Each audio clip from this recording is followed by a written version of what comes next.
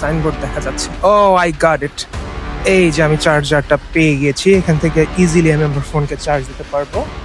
আর সব ভালো জায়গারই কিছু একটা খারাপ দিক থাকে, তো আজকে একটা জিনিস একটু শেয়ার করতে চাই। সেটা হচ্ছে যে দুবাই এয়ারপোর্টে আমি কোনো চার্জিং পয়েন্ট পাচ্ছি না যেখানে আমি আমার ফোনটাকে একটু চার্জ করতে পারি।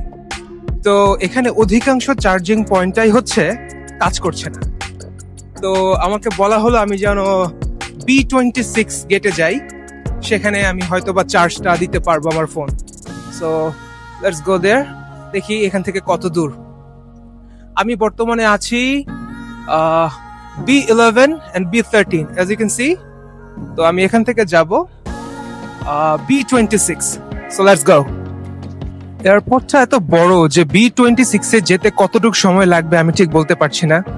সো আমরা যাই, লেটস গো। সো আমরা এখান থেকে যাব B16 as you can see, B16 এ যাব।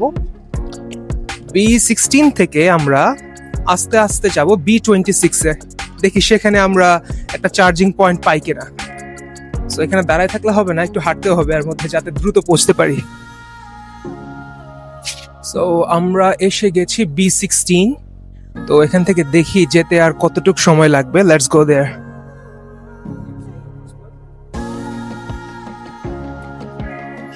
আসলে এত বড় এয়ারপোর্ট, আমার মনে হয় এটা আসলে যদি কেউ হেঁটে শেষ করতে চায় তাহলে তার মিনিমাম 24 ঘন্টা লেগেই যাবে।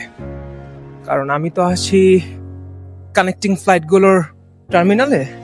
তো এখানে বেসিক্যালি যেটা হয়ে থাকে সেটা হচ্ছে যে মানে কোনো ইমিগ্রেশন যাদের হয় না তারা বেসিক্যালি এখানে আসে তাদের ফ্লাইটটাকে ধরার জন্য।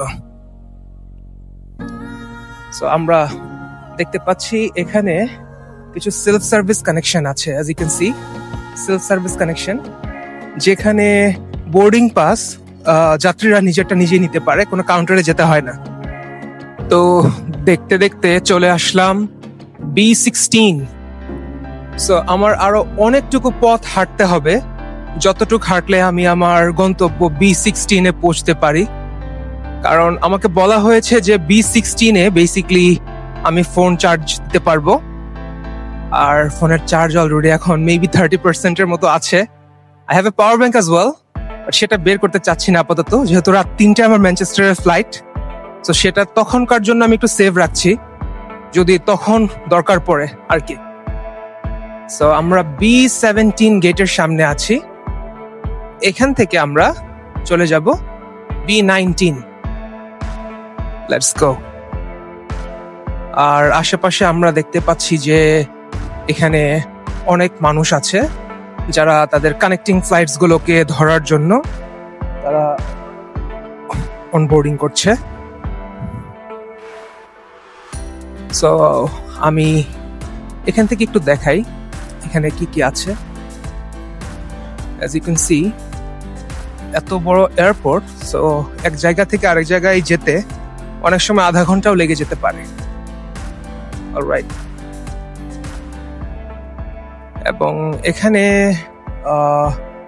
আমরা দেখতে পাচ্ছি যে অনেক কেবিন ক্রুরা আছে যারা তাদের ফ্লাইটের সময় হয়ে যাওয়ার কারণে চলে যাচ্ছে দ্রুত। গেট B8 এর প্রেয়ার রুম থেকে প্রায় 15 মিনিট হাঁটার পর আমি এখান থেকে দেখতে পাচ্ছি B16 এর ড্যাশবোর্ডটি দেখা যাচ্ছে। সো আমি যদি দেখাই, আমার পিছনে হচ্ছে B16। সো সেখানে আমি গিয়ে খুঁজবো যে সেখানে আসলে চার্জার আছে কিনা বা চার্জিং পয়েন্ট আছে কিনা, যেখানে খুব ইজিলি আমি আমার আইফোনটি চার্জ দিতে পারবো। লেটস গো দেয়ার। অনেক সময় আমরা দেখতে পাই যে এখানে কিছু গাড়ি আছে, ব্যাটারি চালিত গাড়ি, যেটার দ্বারা যাত্রীদেরকে এক জায়গা থেকে আরেক জায়গায় পৌঁছে দেওয়া হয় যাতে তারা খুব দ্রুত তাদের গন্তব্যে পৌঁছতে পারে। সো ফাইনালি B26 আমি পেয়ে গিয়েছি এবং আমার সেই চার্জিং পয়েন্টগুলো আমি পেয়ে গিয়েছি। এখান থেকে আমি আমার TWS, আমার পাওয়ার ব্যাংক, ইভেন আমার ফোন সবকিছু ইজিলি চার্জ করতে পারবো। আর as you can see, এখানে কিছু সিটিং প্লেস আছে যেখানে একটু রেস্ট করা যাবে। ইভেন ফোন চার্জ দিয়েও আমি এখানে বসে আমার ফোনটা ইউজ করতে পারবো। সো ফাইনালি আমরা আমাদের ডেস্টিনেশনে এসে পড়েছি। না, আমার মনে হচ্ছে যে 12 ঘন্টার সময় খুব দ্রুত শেষ হয়ে যাবে। কারণ হচ্ছে যে আমার এই এয়ারপোর্ট পুরোটা ঘুরে শেষ করা সম্ভব না। আমি হয়তো বা একটা বা দুটো পার্ট একটু ঘুরবো 1-2 ঘন্টা, তারপর আমি একটু রেস্ট নিব। কারণ আজকে রাত 3টে আমার ম্যানচেস্টারের ফ্লাইট আছে। আমি আবার ম্যানচেস্টারের উদ্দেশ্যে রওনা দিচ্ছি। ইনশাল্লাহ সবকিছু যদি ঠিক থাকে আগামীকাল সকাল 8টা বা 8:30টার দিকে ম্যানচেস্টার টাইমে সেখানে ল্যান্ড করব। আর আমার এখানে আপনারা আপডেট পেতে থাকবেন। সো আমি আরেকটা রাউন্ড ভিউ করে আপনাদেরকে দেখাচ্ছি যে আসলে এটা এক্স্যাক্টলি কত বড় airport. Let's see. That's huge. Leaving Dubai and heading to Manchester right now. So this is a double-decker Airbus, one of the largest aircrafts. And there is the window seat, you can see. So inshallah Manchester e dekha hobe shobar sathe. Thank you very much and stay connected.